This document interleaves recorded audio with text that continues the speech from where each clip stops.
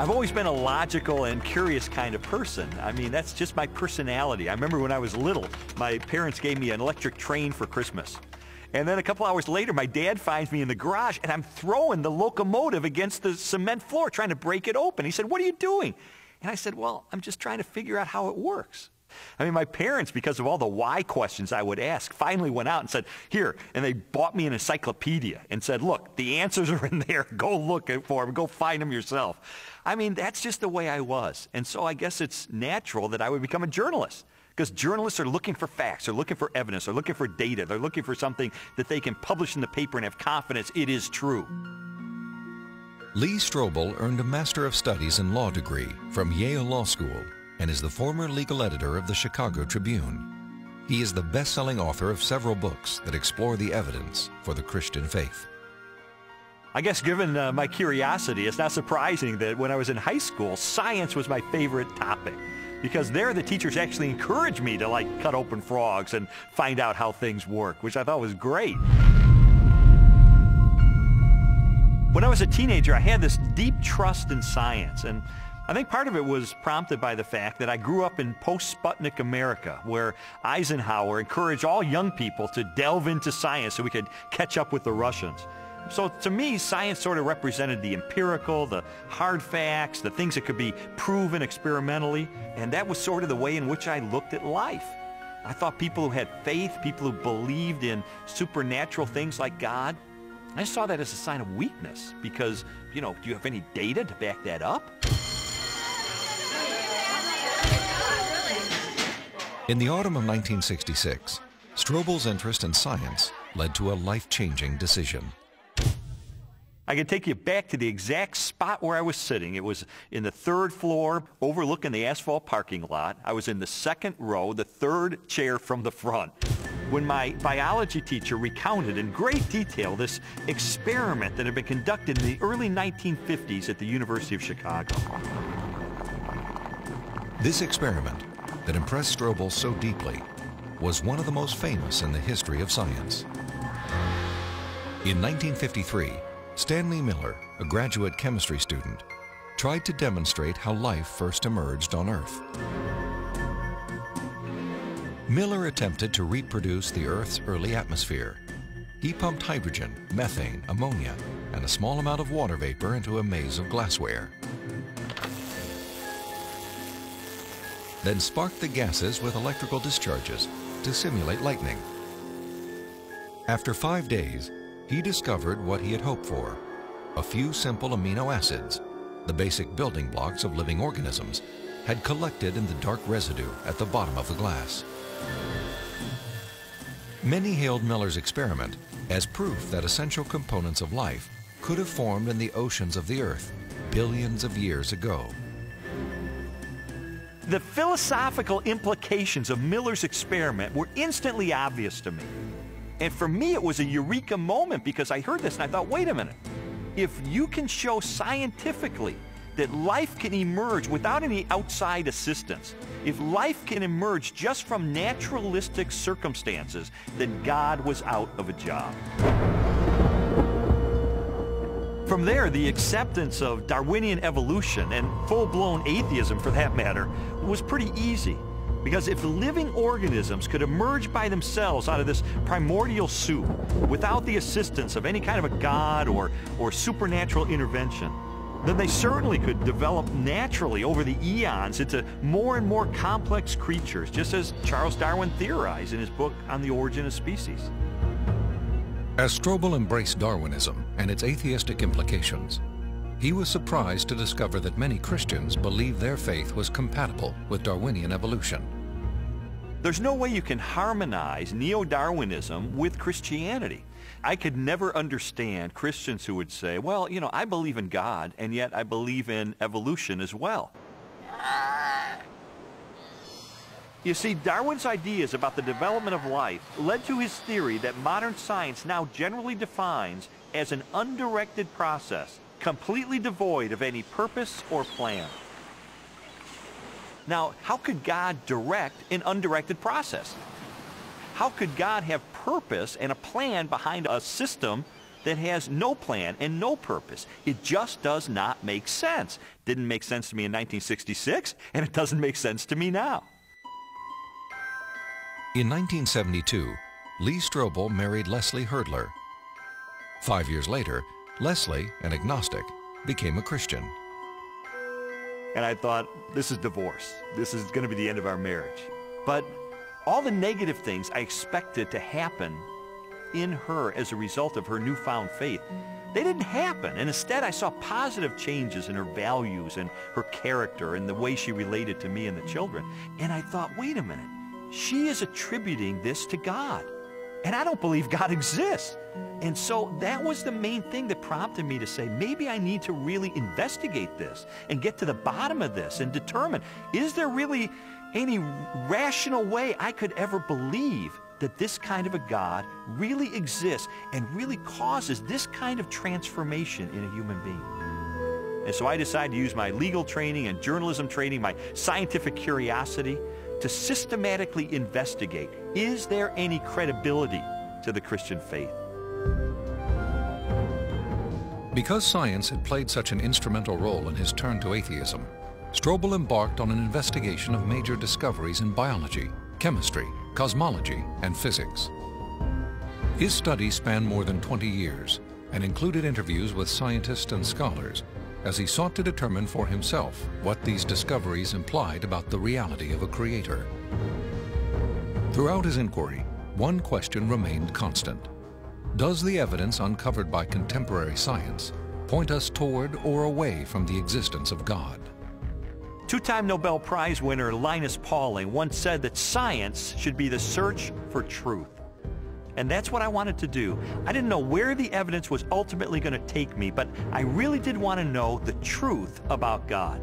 And what I found shocked me, and it stunned me.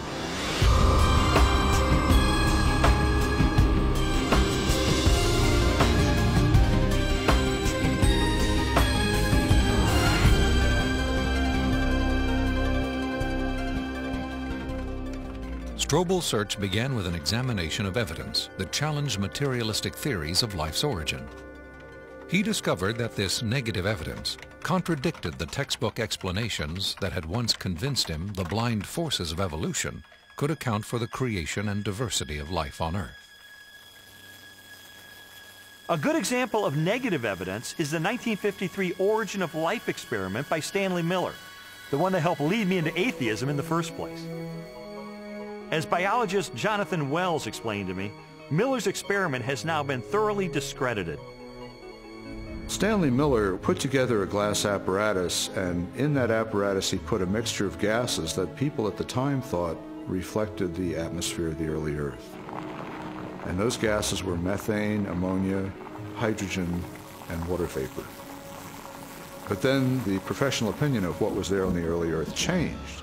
In the 60s, geochemists revised their hypothesis and decided that the hydrogen, being very light, would have escaped into outer space. The Earth's gravity isn't strong enough to hold it. And probably the early Earth's atmosphere then consisted of what we now see coming out of volcanoes today, namely carbon dioxide, nitrogen, and water vapor. Well, if the early Earth's atmosphere consisted of those gases, then Stanley Miller's experiment would not work. In fact, he himself tried it with those gases, and he found that he couldn't produce any amino acids at all. So the experiment falls apart once you use a more realistic mixture of gases in the apparatus. Miller's test has been repeated many times using the correct atmospheric components. The results are always the same. The amino acids that generated so much enthusiasm in 1953 do not appear. Even if Miller's experiment were valid, you're still light years away from making life. It comes down to this. No matter how many molecules you can produce with early Earth conditions, plausible conditions, you're still nowhere near producing a living cell. And here's how I know. If I take a sterile test tube and I put in it a little bit of fluid with just the right salts, just the right balance of acidity and alkalinity, just the right temperature, the perfect solution for a living cell. And I put in it one living cell. This cell is alive. It has everything it needs for life. Now I take a sterile needle and I poke that cell, and all its stuff leaks out into this test tube. You have in this nice little test tube all the molecules you need for a living cell. Not just the pieces of the molecules, but the molecules themselves. And you cannot make a living cell out of them. You can't put Humpty Dumpty back together again. So what makes you think that a few amino acids dissolved in the ocean are going to give you a living cell? It's totally unrealistic. Stanley Miller's experiment was not the only unsuccessful attempt to explain how life originated. Beginning with Russian chemist Alexander Oparin's work in the 1920s, theorists have also proposed chance, chemical attraction, and biological seeding from outer space as possible answers. Each has failed to account for how non-living chemicals could have arranged themselves into the most basic components of the first living cell. Strobel's research ultimately led him to conclude that materialistic explanations for the origin of life were deeply flawed. And his examination of negative evidence did not end with the question of first life. He also learned of weaknesses in the most celebrated icon of Darwinian evolution. In Darwin's book on the origin of species, there's only one illustration. It's called the Tree of Life. Darwin used it to explain how every species of animal and plant that ever existed on Earth had evolved from the same common ancestor through small, gradual steps over enormous periods of time. Even though Darwin's Tree of Life is included in virtually every biology textbook published over the last half-century, contrary to what we've been told, there is no conclusive evidence of the common origin of all life.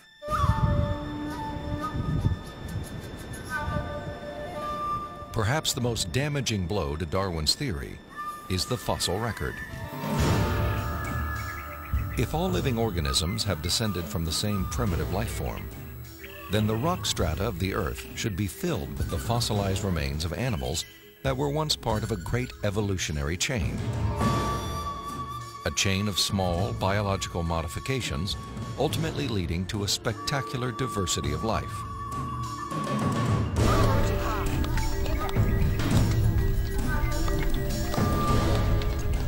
Yet, after 2 centuries of research, highlighted by excavations in southern China, the multitude of transitional experiments, or missing links, that should exist are conspicuous only by their absence.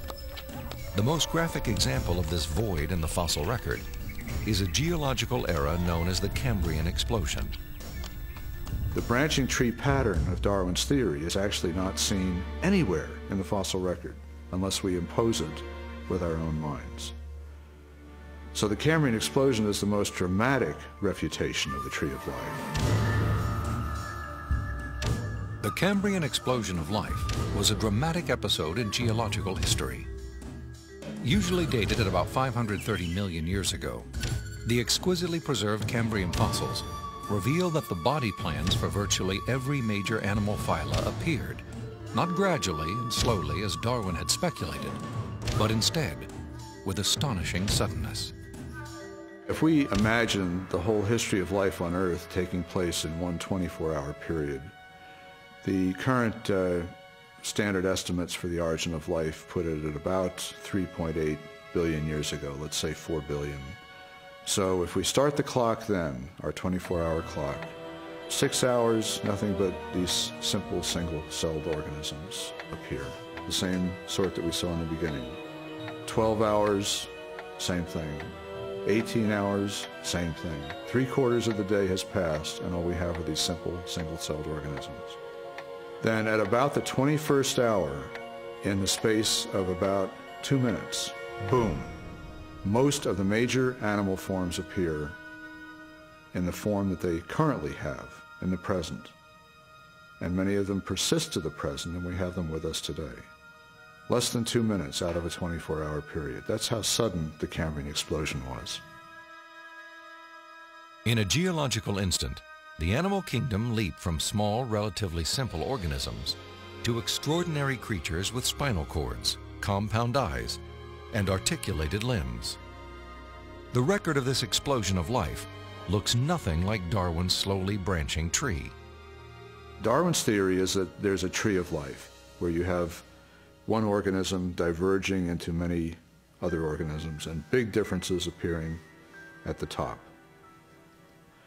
What we really see is from here up. This does not exist in the fossil record. If I were using a botanical illustration, it would be a lawn with separate blades of grass sprouting independently of each other. And those would be the phyla.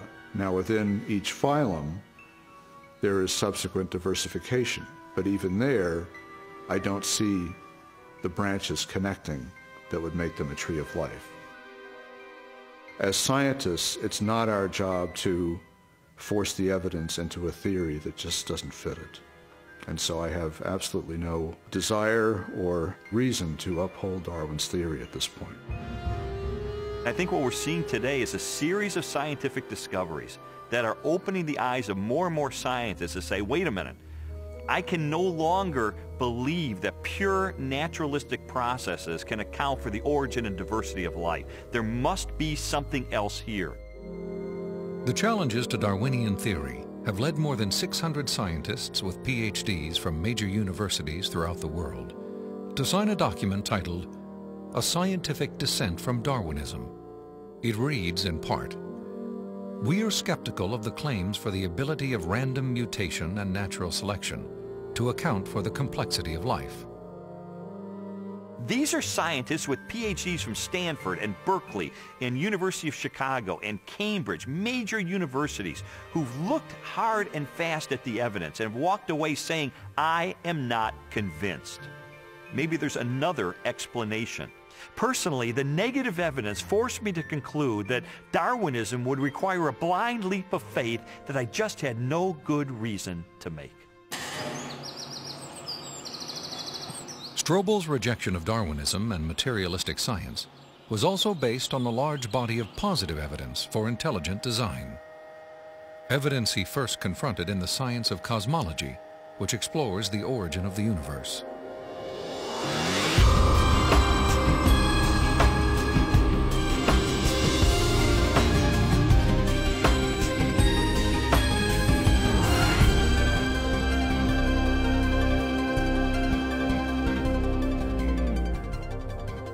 How did the universe begin?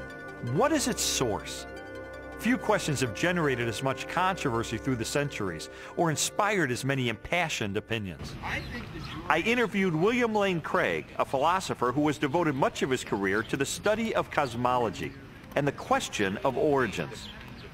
From ancient Greek materialism at the time of Plato and Aristotle up through 19th century idealism, the prevailing view was that the universe is eternal, that the universe never began to exist, that the universe as a whole is, as it were, a static, timeless entity. This belief in an eternal, unchanging universe, for centuries a pillar of Western cosmology, was unexpectedly challenged in 1915 by Albert Einstein's general theory of relativity. Einstein's equations implied a startling possibility. The cosmos was not static, but instead existed in a continual state of either contraction or expansion. Einstein did not like the idea that the universe was dynamic at all. In fact, like almost all scientists at the time in the early 20th century, he assumed the universe was static and eternal. What's interesting and ironic is that he thought he had made some kind of mistake in his equations for the general theory of relativity. But a few years after he developed the theory, a Belgian astronomer named Lemaitre developed a model based upon his equations, which again predicted that the universe was in a continual state of expansion. In 1929, theoretical predictions were confirmed with empirical data. At the Mount Wilson Observatory overlooking Los Angeles, astronomer Edwin Hubble studied light from distant galaxies. Hubble determined that galaxies beyond our Milky Way were moving away from us at a speed proportional to their distance from the Earth. The more distant the galaxy, the faster it is receding. Hubble's landmark discovery led most astronomers and physicists, including Albert Einstein, to a similar conclusion. If the universe is continually expanding, then at earlier points in its history, it must have been smaller and denser.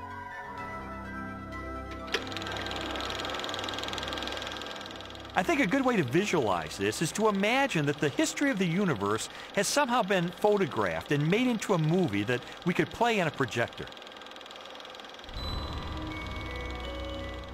As the projector runs forward, we watch the universe as it continually expands. But if the projector were to be stopped and were switched into reverse to make the movie run backward, then instead of watching the galaxies move farther and farther apart from each other, we'd see them draw closer and closer together. As you trace this expansion back in time, the universe grows denser and denser and denser until finally the entire known universe is contracted down to a state of infinite density, which marked the beginning of the universe.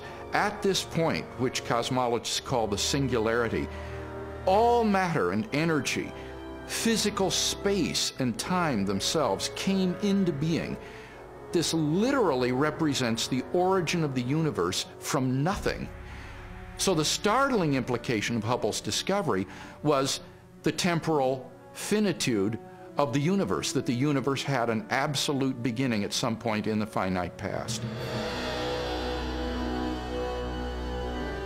During the second half of the 20th century, other discoveries also pointed to a universe with a beginning. These images of the cosmic microwave background radiation document what most scientists now believe is the remnant heat generated during the universe's early history. Background radiation is found throughout the cosmos and indicates its expansion from a sudden, perhaps violent moment in time. This evidence for a finite universe has reaffirmed the conclusion of an ancient philosophical deduction. It is called the Kalam cosmological argument. The Kalam argument is deceptively simple in its formulation. It consists of basically three steps. Premise one is that whatever begins to exist has a cause. Something cannot come into being uncaused out of absolutely nothing. Premise two is that the universe began to exist. And the remarkable development that has occurred is that for the first time, we now have solid scientific evidence for the truth of that second premise, that the universe began to exist. And from those two premises, it follows logically, therefore, the universe has a cause of its existence. Whatever begins to exist has a cause. The universe began to exist, therefore the universe has a cause of its existence. And that points to a reality beyond the universe, a transcendent reality beyond space and time, and therefore non-physical and immaterial, which created the universe out of nothing and brought it into being. The implications of a finite universe, coupled with other discoveries of modern cosmology, have led many scientists to unmistakably theological conclusions.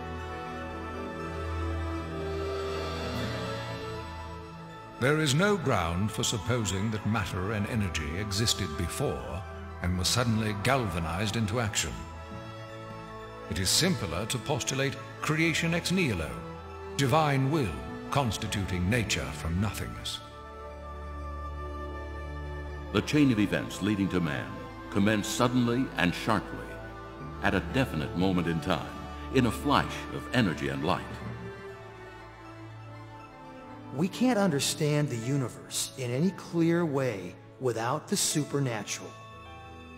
Supernatural creation of the universe in a flash of energy and light. You know, it sounds an awful lot like the first chapter of Genesis to me. Today, the vast majority of even the most skeptical astronomers and cosmologists believe that the universe had a beginning. This belief isn't based on some theological doctrine. It's based on scientific evidence. And I think if we follow the evidence wherever it points, It points clearly and powerfully and persuasively in the direction of a creator.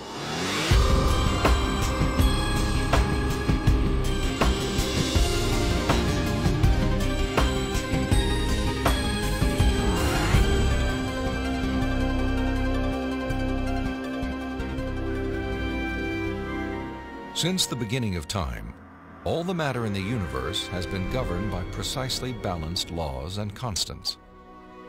During an interview with Robin Collins, a philosopher with degrees in mathematics and physics, Strobel learned how these laws offer compelling evidence for a creator and conspire to make the universe habitable for life.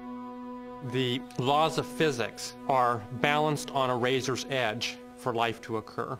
For example, if you didn't have something like gravity that pulled matter together, you would never get planets, you wouldn't get stars, you wouldn't get any complex organisms. If you didn't have the strong nuclear force, there would be nothing to hold protons and neutrons together in the nucleus. And so you wouldn't have any atoms, so no chemistry. If you didn't have the electromagnetic force, you would have no bonding between chemicals. You'd have no light, and the list goes on. So you need all these sorts of fundamental principles have to be in place in order for life to occur. Wipe out one of those principles, wipe out one of those laws, no life. Strobel learned that life also hinges on the precise strengths and relative values of many different physical constants. One example of this fine-tuning is the force of gravity. Imagine a ruler divided up into 1-inch increments and then stretched across the entire universe, a distance of some 14 billion light years. For the purposes of illustration, the ruler represents the possible range for gravity. In other words, the setting for the strength of gravity could have been anywhere along the ruler, but it just happens to be situated in exactly the right place so that life is possible.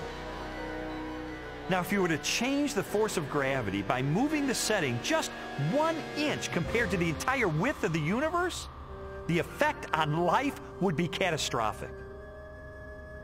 No large-scale life forms could exist. Anything that was more than the size of a pea would be completely crushed. So you might be able to get life of a very, very primitive sort, such as bacteria, but you could never get conscious observers. The strength of gravity is just one of at least 30 separate parameters that must be finely tuned to produce a life-sustaining universe. Another example is the cosmological constant. The cosmological constant describes the expansion speed of space in the universe. If space expands too quickly, then the universe will spread out so quickly that material objects can't form. So you can't get stars and galaxies and planets and the types of things that we, of course, take for granted in our universe. Physicists have determined that the cosmological constant is fine-tuned to 1 part in 100 million billion billion billion billion billion. Such precision has been compared to traveling hundreds of miles into space, then throwing a dart at the Earth and hitting a bullseye measuring 1/trillionth of an inch in diameter, an area less than the width of a single atom. Just consider those two parameters, gravity and the cosmological constant. Their level of fine-tuning is to a precision of 1 part in 100 million trillion, trillion, trillion, trillion, trillion, trillion. I mean, that's like 1 atom in the entire known universe. This fine-tuning is also evident at the atomic level. The strong nuclear force binds atoms together. If the strength of this force were to decrease by 1 part in 10,000 billion billion billion billion, the only element left in the universe would be hydrogen. Again, chemical life would not be possible.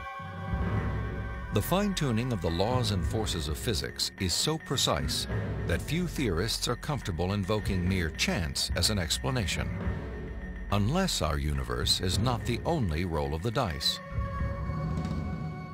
If the universe looks like it's fine-tuned for complex life, maybe there's a fine-tuner. Maybe it was fine-tuned for life. And this has certain unsavory theological implications. And so it's not surprising that those committed to a fundamentally materialistic view of reality would try to find an escape hatch. And the most popular escape hatch for this theological implication of fine-tuning is this idea of multiple universes. As its name suggests, the theory of multiple universes proposes that our universe is not alone. Instead, it is part of a vast ensemble of universes, each with a different set of laws and constants. If there's only one universe, then the conclusion that the universe looks fine-tuned because it is fine-tuned is inescapable. But if our universe is just one of a vast set, then you seem to have more resources to play with. Chance gets a new lease on life. I sometimes try to imagine what physicists have in mind that postulate this idea of multiple universes. I mean, what would the generator look like that creates them? Maybe it's like a giant monolith that has dozens of different dials, each of which has to be set to the right physical constant. If we think of these parameters as dials, each of the dials is different. So if you produce enough universes with enough different dial settings, eventually, just by chance, you get one just right.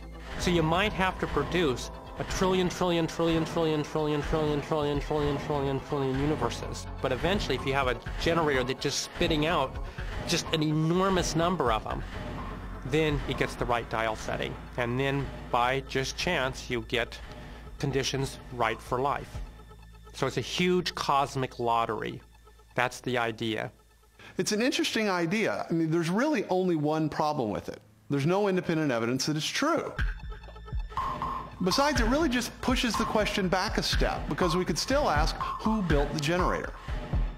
The suggestion of multiple universes strikes me as a desperate attempt to explain away the obvious, which is that the universe is finely tuned by an intelligence to sustain complex life.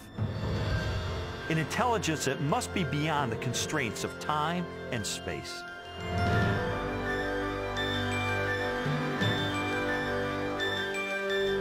Strobel's journey through a universe finely tuned for life inevitably led him home, to the blue jewel of our solar system, the planet Earth. There he encountered another array of critically balanced conditions essential to human existence. When I was an atheist, I saw planet Earth as being one of probably billions of planets just like it all over the universe. I saw our sun as being an average, undistinguished type of a sun. I figured as I looked up at the stars at night that there must be millions and millions of advanced civilizations out there. I just thought there was an ordinariness to our situation.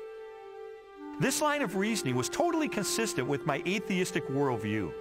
But what I learned later is that it's not consistent with what science is revealing about the Earth.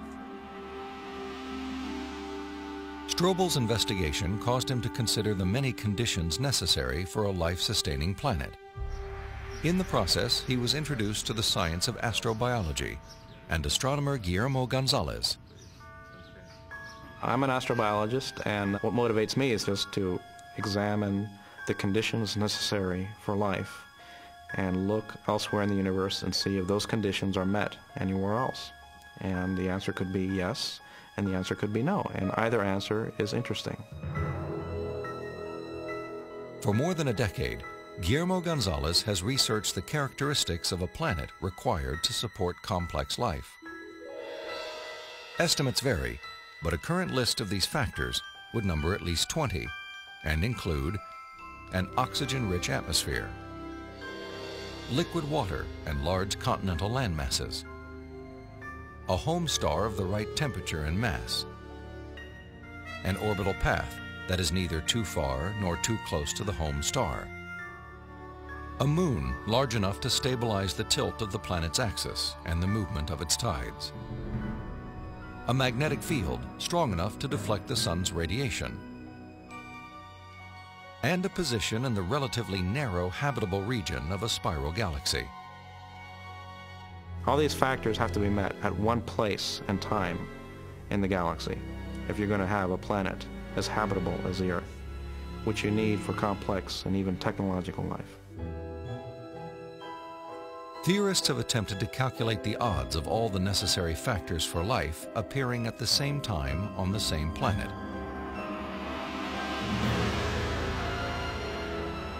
A conservative estimate is 1 chance in 10 to the negative 15th, or 1/1000th of 1 trillionth.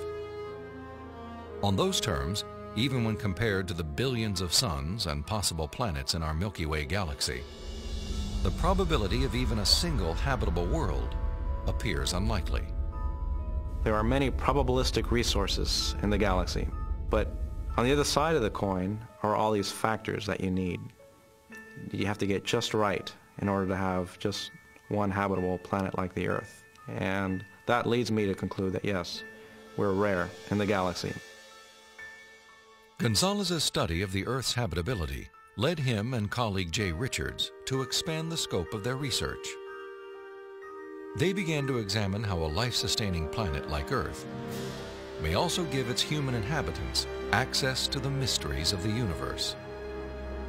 I don't think there has ever been a time in the history of the human race in which at least some people haven't contemplated these questions. We ask, why can we see distant galaxies, millions of light years away in the universe? Why can we postulate what's going on inside atoms or inside black holes? Why are we able to discover things about the universe, to answer questions about its age? For most scientific discoveries that we're able to make, these sorts of things can't be explained in terms of the survival of the fittest of our distant ancestors. Not only our ability to do science, but the openness of the natural world to science just completely outstrips the sort of reductionist and Darwinian explanations that we're used to. In response to this evidence, Richards and Gonzalez have argued that our ability to make scientific discoveries is no fluke or accident. Instead, it points to an underlying purpose behind the universe. It is actually designed for discovery. Guillermo Gonzalez and I spent several years pursuing a hypothesis that those rare things that life needs in a planetary environment, those things that make a planet habitable, also set up the best set of conditions overall for scientific discovery.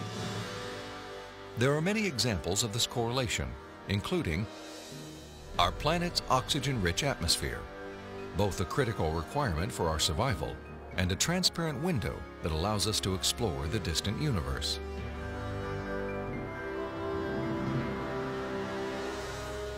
The Earth's precise distance from the Sun and the size of its moon and home star. These factors not only control our planet's temperature, axial tilt, and the movement of its tides, they also ensure perfect solar eclipses, phenomena that have provided scientists with invaluable data about the composition of stars and the properties of light. And our location in the Milky Way. The Earth is positioned between two spiral arms within a relatively small region where life is possible. As a result, we enjoy an excellent platform for clear, unimpeded views of our galaxy and the rest of the cosmos. I think God intentionally created a habitat for us that allows us to see Him through the creation that He has left behind. And this habitat is conducive for us to do scientific research. It didn't have to be that way, but it is. Why? Because I believe that by doing science, we find God.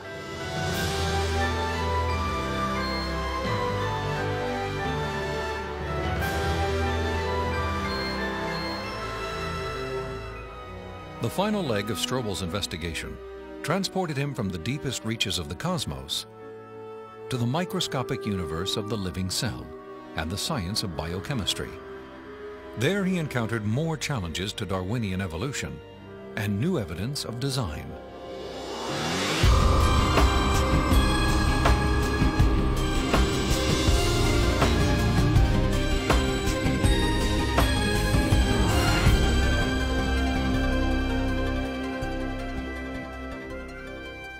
Throughout the second half of the 20th century, spectacular technologies revolutionized scientific understanding of the cell, the basic unit of life.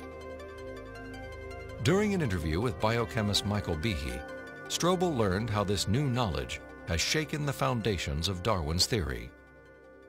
In the 19th century, when Darwin was alive, scientists thought that the basis of life, the cell, was some simple glob of protoplasm, like a little piece of jello or something that was not hard to explain at all. But with the hard work of science in the 20th century, we've seen that the cell is far from simple. It's got very complicated molecular machines and things that are very resistant to Darwinian explanation.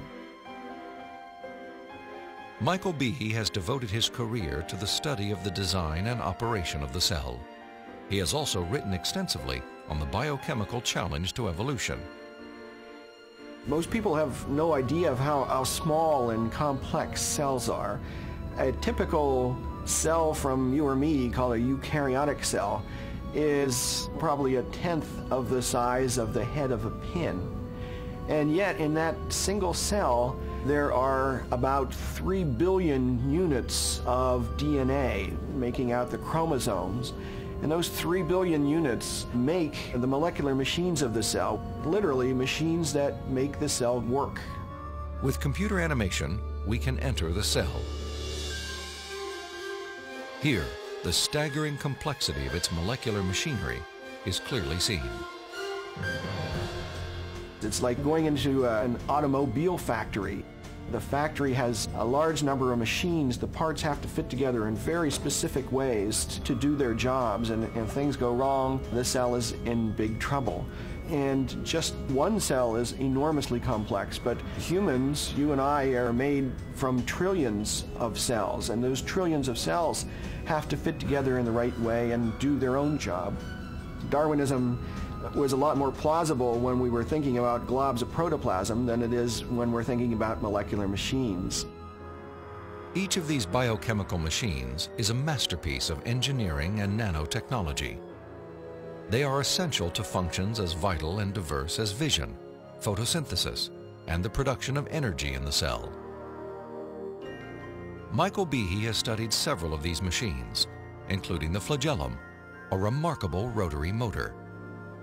I remember the first time I looked in a biochemistry textbook and I saw a drawing of something called a bacterial flagellum with all of its parts in all of its glory. It had a propeller and the hook region and the drive shaft and the motor. And I looked at that and I said, that's an outboard motor. That's designed, you know, that's no chance assemblage of parts.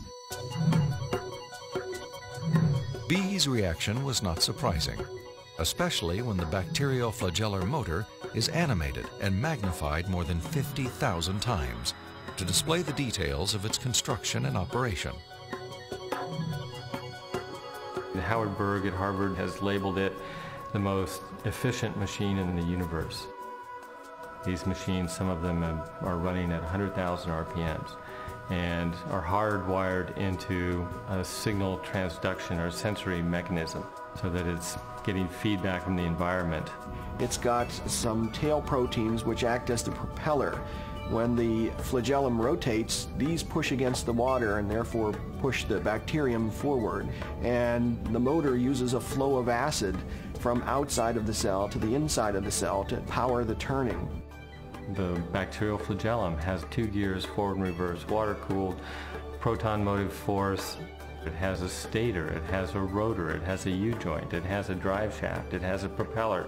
It's not convenient that we give them these names. That's truly their function. In all, about 40 different protein parts are required to build a flagellar motor. Half of them are constructor proteins, specialized mechanisms that assemble the flagellum's individual components. Since its discovery, biologists have tried to understand how a machine of such superb design could have arisen gradually, without foresight or plan, through the biological pathway Darwin envisioned. I think what Darwin was trying to show was that things that look designed aren't really designed, but that we can find naturalistic processes to account for the complexity of life. Darwin theorized that every part of every living organism evolved through natural selection, a blind process that acts upon random changes in the cell.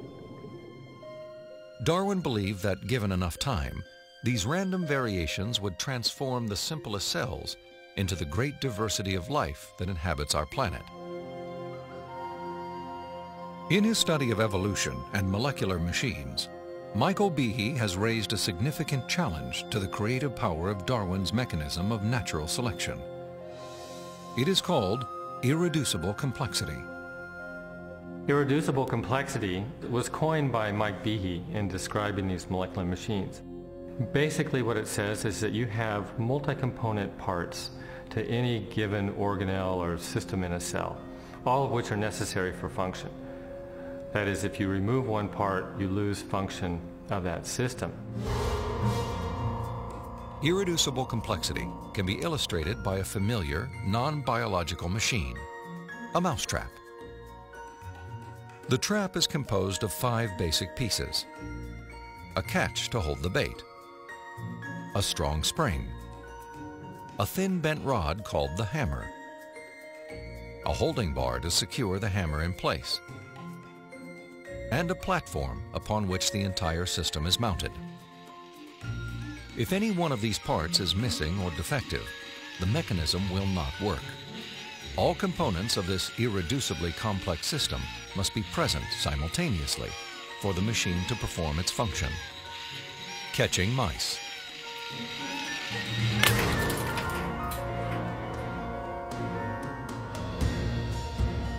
The concept of irreducible complexity also applies to biological machines, including the bacterial flagellum.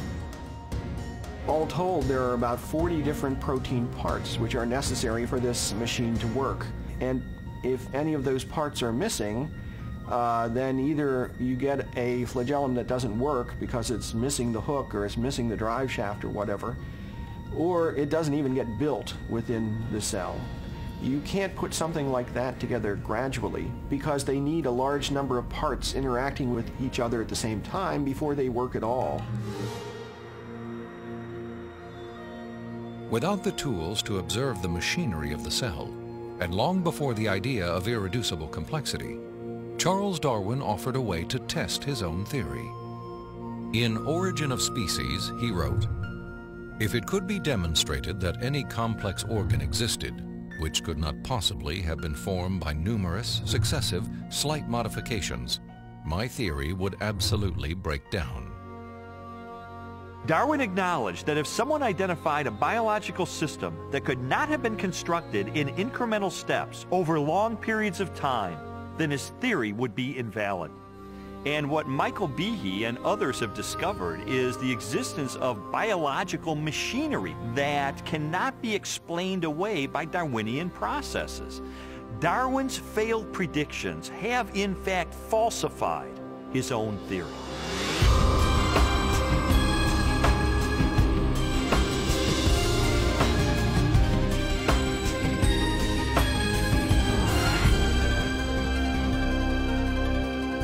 The existence of complex biological machines raises an obvious question. If natural selection wasn't the agent of their construction, then what was? The centerpiece of my investigation was an interview with philosopher of science, Dr. Stephen Meyer. Meyer, who holds a PhD from Cambridge University, brought me face to face with the most efficient information processing system in the universe. The DNA molecule and its language of life. The discovery of the information-bearing properties of DNA and RNA is a fundamental challenge to all materialistic theories of the origin of life. Neo-Darwinism and its associated theories of chemical evolution and the like will not be able to survive the biology of the information age, the biology of the 21st century. Meyer's conclusions are based upon his understanding of the DNA molecule and the genetic instructions that are locked within the nucleus of living cells. In 1953, when Watson and Crick elucidated the structure of the DNA molecule, they discovered that DNA was a carrier of genetic information in the form of a 4-character digital code. That is to say that DNA functions like a software program, only more complex than anyone has ever created or devised. For a biological system to run and operate, it needs genetic information to build the proteins and protein machines that cause the cells to maintain their function. This information is stored in a precise arrangement of 4 chemicals that scientists represent with the letters A, C, T, and G. Sequences of these chemicals provide the instructions necessary to assemble complex protein molecules that in turn help form structures as diverse as eyes, legs, wings, and hearts. This code has been called the language of life, and it is the most densely packed and elaborately detailed assembly of information in the known universe.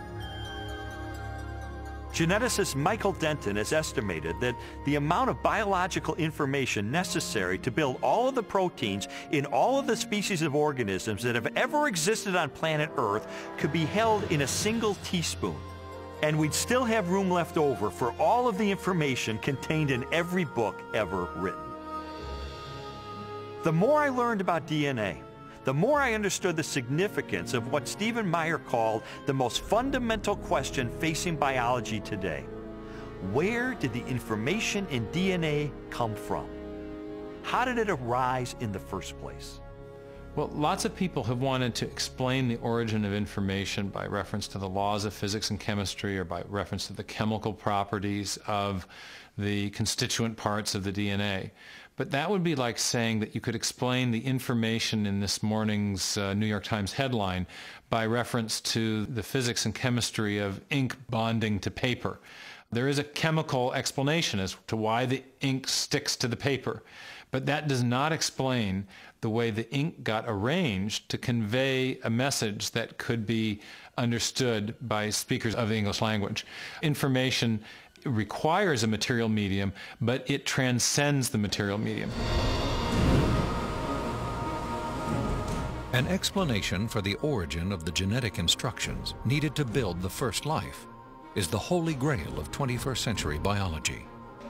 Theories proposing that this information arose through natural selection acting upon non-living molecules, or the self-organizing power of chemicals in a primordial soup, have repeatedly failed. Even time and blind chance, the oft-invoked saviors of implausible biological scenarios, have fallen far short as accounts for the source of the instructions in DNA. Mathematicians, for example, have calculated that a universe filled with monkeys, typing relentlessly throughout the oldest estimated age of the cosmos, would have no realistic chance of producing Shakespeare's play Hamlet, let alone a transcript of the genetic information required to build even the simplest living cell. Based on our uniform and repeated experience, which is the basis of all scientific reasoning about the past, there is only one known cause for the origin of information, and that cause is intelligence. Whether we're looking at a hieroglyphic inscription, a section of text in a book, or a computer software, if you have information and you trace it back to its source, invariably you come to an intelligence. Therefore, when you find information inscribed along the backbone of the DNA molecule in the cell, the most rational inference, based on our repeated experience, is that an intelligence of some kind played a role in the origin of that information. The implications of the scientific evidence, coupled with Meyer's logic, are profound. If we are finding information inside every cell and every living creature, could that not be, in a sense, the signature of a creator?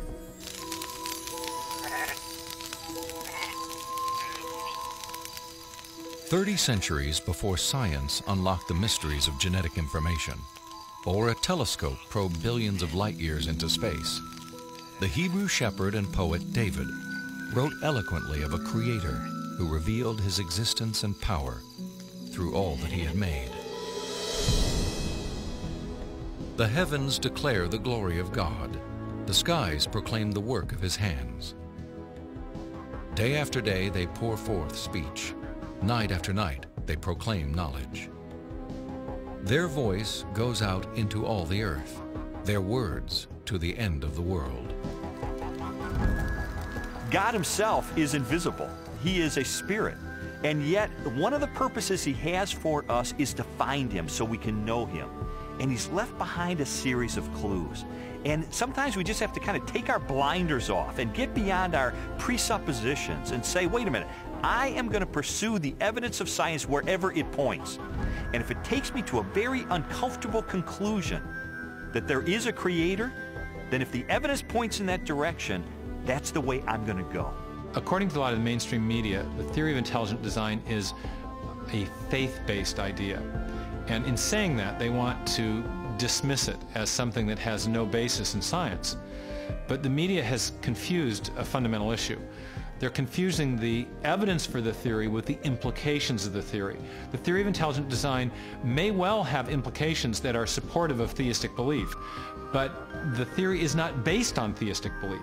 It's based on the discovery of digital code in cells, miniature machines in cells, the fine-tuning of the laws of physics and chemistry, and standard ways of scientific reasoning about the remote past in the history of life. 40 years ago, a lecturer in a high school biology class convinced an inquisitive 14-year-old freshman that there was no God. Ironically, years later, it was an open-minded investigation of scientific evidence that led Lee Strobel to belief in a creator. One of the most interesting things I've learned as I've gone on this journey of scientific discovery has been that you don't have to commit intellectual suicide to come to the conclusion that there is an intelligent designer. Because today, science is pointing more directly and more powerfully toward a creator than any other time in the history of the world. I was trained in journalism and law to respond to truth.